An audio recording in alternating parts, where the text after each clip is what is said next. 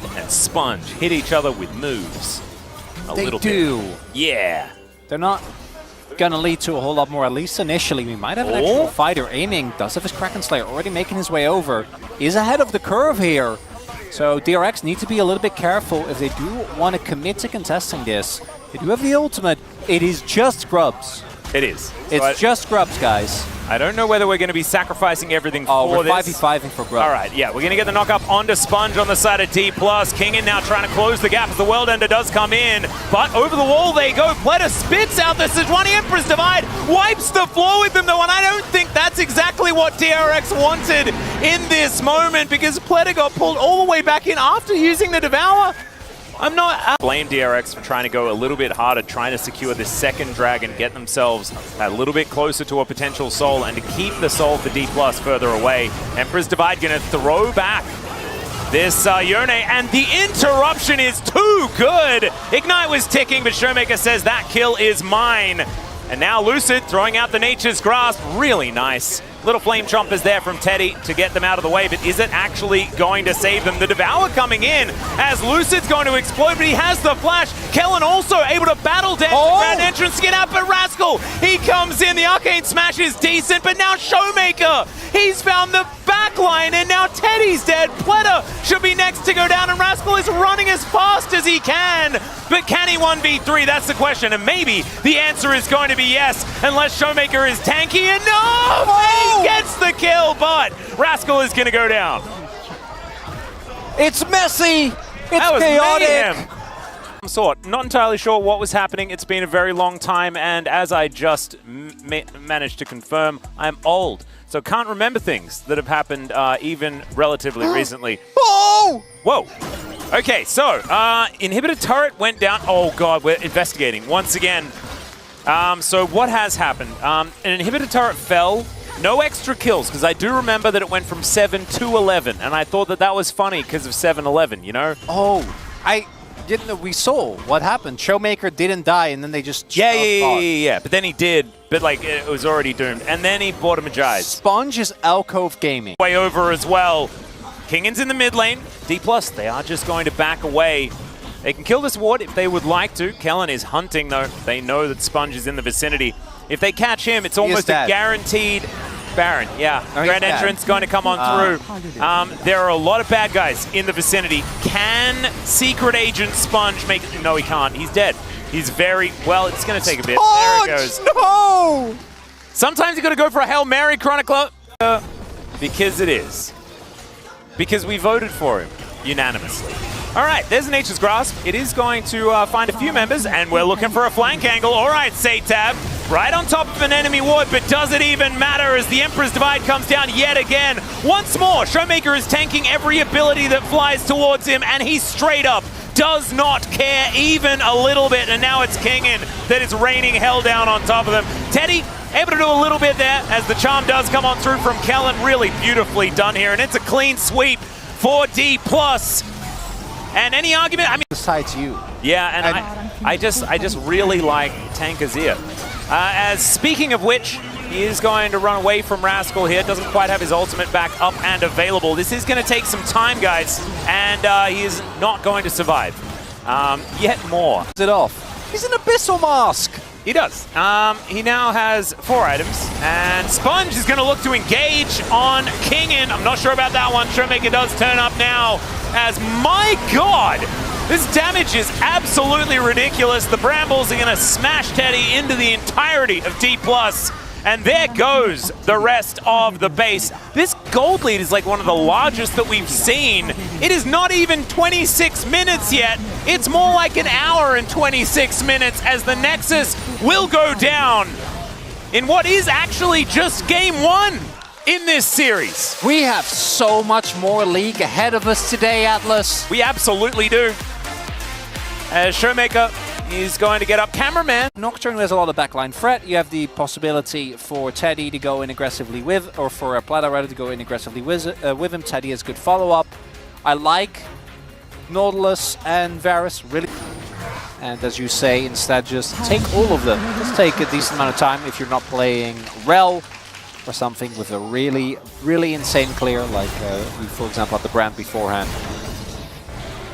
But for now, DK pulling ahead is Flash actually going to go off. Showmaker's positioning just absolutely doomed. Brilliant Emperor's Divide from Satab, and it catches him. Some summoners might be looking towards a second dragon, as in about a minute and a half we will have the Cloud. So unfortunately for you, no Cloud Soul on the table here. That's okay. Emperor's Divide comes down yet again though, and he's just dead. Does manage to get a little bit of a fear, but he's going to get feared right back. And Satab, that is 2 on the board already.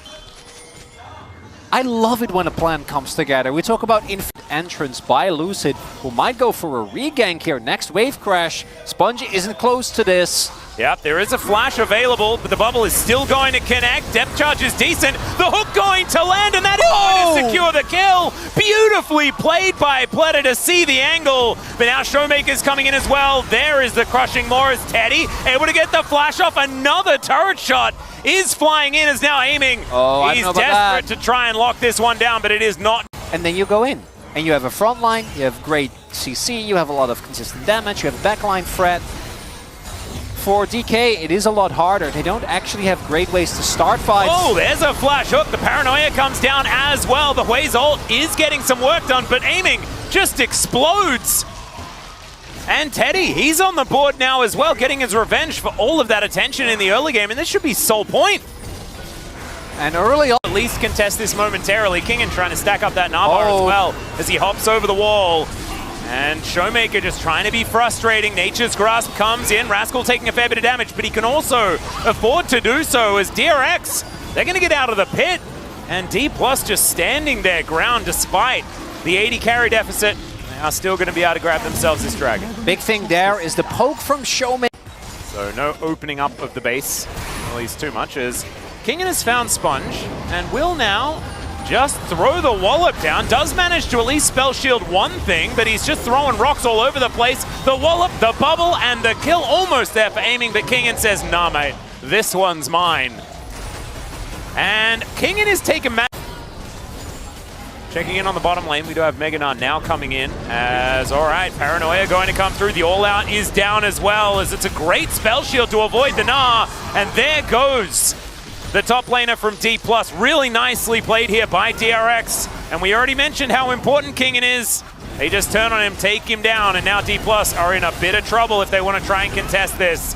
Pleta moving in, doesn't waste any time. He flashes, gets the ulti off onto aiming, but where's the follow-up? It doesn't exist because they just bought the space to guarantee the dragon. I kind of like this. It's now Lucid. Just the window here for DRX. Yeah. When it times out, certainly could be. Pleta is just going to go for it now, though, as the tree is standing his ground. There is the Nah, and the ultimate as well from Satab going to be used on just Kingen. Can they actually secure it? They can with Satab Sand Soldiers. That's how you do it. You just rely on a Fedazir to secure your objective. Invested everything to trying to kill this Maokai. Didn't end up working out as Teddy. Teddy's ganking Kingen. An interesting maneuver, as Kingen thinks that he's found him. He might still have, even with Sponge in the area. Teddy trying to get the damage down, kiting him decently right now. Hail of arrows to slow up the Nah, and finally he hits Mini again so he can actually get some autos off. A 1-for-1 trade, still not the worst deal.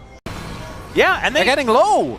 And Teddy actually going to go back. Wait, the heal plant. Yeah, he's going to eat some of these honey fruits.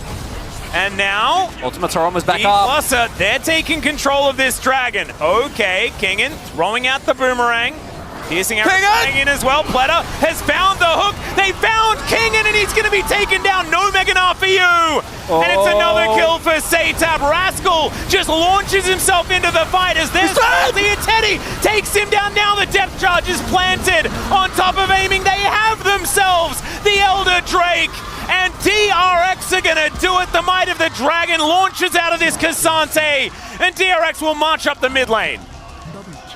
We're going to a game now. The turnaround was pretty consistent as well, right? Like, this whole game, they found control. They mitigated the attempts from D+.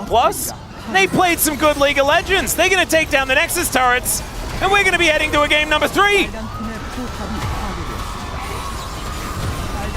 DRX, after what was one of the most one-sided games that we've seen this week, Depends how you think about it. It's either one of the most one-sided or the longest. DRX, this is a great use of R5. They have two great, or actually three if you add Nautilus, ball delivery systems. You have a really strong core. The one thing... Actually going to come out here. It's a fair bit of value. Lucid finds the Q, and now Kellen could be in trouble. He's tanking the turret. I don't know about that one. Flap, not going to be enough damage there from Teddy as the last one was in the air, and they are going to guarantee this kill. I don't know whether Kellen necessarily needed to flash in that moment, as the Q is going to connect, and there is the drive-by from Lucid. He'll collect that one, and Aiming even able to get another plate. That's so he felt relatively safe. Maybe Satan makes a mistake, and there is an opportunity there.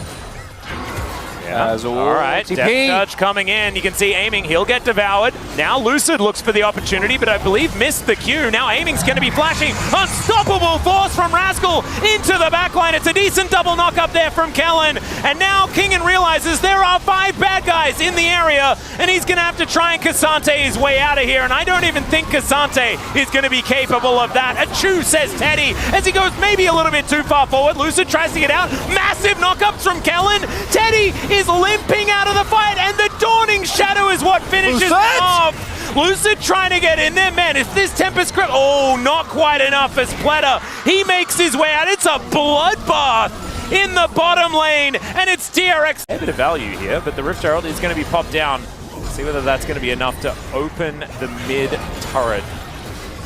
And Kellen is actually just going to drive it. Oh, look at that. Able to get a cute little knock up there, but now he could be in trouble. PP. Not sure he's going to be able to Abyssal dive out of this one. Achoo is going to do a fair bit of work there as they're just continuing on to Kellen, but underneath the turret goes Satab. Aiming taking a lot of damage, but will be able to lock down the kill on the Orianna. And now Spongy manages to go 1-for-1, but Pleta's in trouble now, and Lucid is all over the place. Q going to connect there from Showmaker to lock that one down. And in the meantime, there's some sort of fight happening in this top lane. Flash out from the Rock, who looks to be made of metal with this particular skin, but that's fine. We'll still call it out to knock down these structures. Does mean there's standing gold on the map that we like to talk about, but with a composition that would like to scale, it's not great news here for DRX's Pleta. Possibly caught out of position. Kellen getting to work and is going to be able to help Aiming take him down. In the meantime, the Baron just getting in amongst it as Mom's going to yell real loud. It looks like D+ don't really care. Going to be going towards them doing Nash. Look at how much vision they have. And this is the benefit that they get from having Prio. Showmaker obviously shoves in lane permanently. There's no turrets for DRX to hide behind. I'm pretty sure this is gone. And if you can't 5v5 with this DRX comp, you're not going to be able to win. It looks like now they might have some sneaking suspicion, but they don't have a Scryer. And, like, D+ just know everything. There's the kickback onto Satab. He's taking a lot of damage, but Lucid is now on the front line as the Baron is going to kill the center before the Dawning Shadow. Not sure whether it's actually going to matter, though, as now Kellen's just moving towards them like a freight train made out of catfish. Pleta gets over the wall, but I just don't think Sponge is going to be so lucky, and even Pleta could be in trouble as Kellen is a catfish possessed right now on this Tom Kench, just diving forward. They stop the back. D+ now starting to dodge a lot of these abilities. DRX a bit torn between holding on to mid pressure as okay, dashing forward is Kingen. Not going to be able to find too much more. That is just mid control. Still has to really respect what Teddy's capable of here. See, they don't want to run the risk. Showmaker going to be trying and looking for these repeated mantra Qs as Lucid does actually have good itemizations. Oh, Kingen! Yeah, Kingen might be caught out of position. He is going to be able to dash back, but they get the ult out of Sponge. Actually kind of meaningful here is now Kellen on that front line as well. He's an extra tank. It's not just Kingen, and now he gets the big shield from the Dawning Shadow. Pleta is going to be the first one to go down. Massive knockups into the backline as Mom gets angry, and you can understand why. Kingen now will find the knockback onto Satab. This dragon starting to get angry and is trying to flap his way out, but it's a double instantly, and Kellen licks up the last one. D+ will easy. And we gotta tell. Oh, TP. Here we go. Rock is gonna make it happen. Dawning Shadow flies in, but Aiming's already killed Pleta, but he's dead. Mom comes down, and now Teddy is going rampant. It is going to be the Abyssal dive, and the base might be over. But they're gonna do their very best. Kingen doing some work here. My God, Sponge just evaporated. What happened to the Xin Zhao? All right, Nexus Turret number 2 now falling lower and lower. It looks like D+ don't even need aiming for this one. There is the flash kick. And Teddy's in trouble. Kingen's going to be able to lock that one up with the power of Cassante. Rascal, the next one to fall. The Nexus, an option as Satab is on the fountain, and there it goes. Game 3 will be a D+ victory.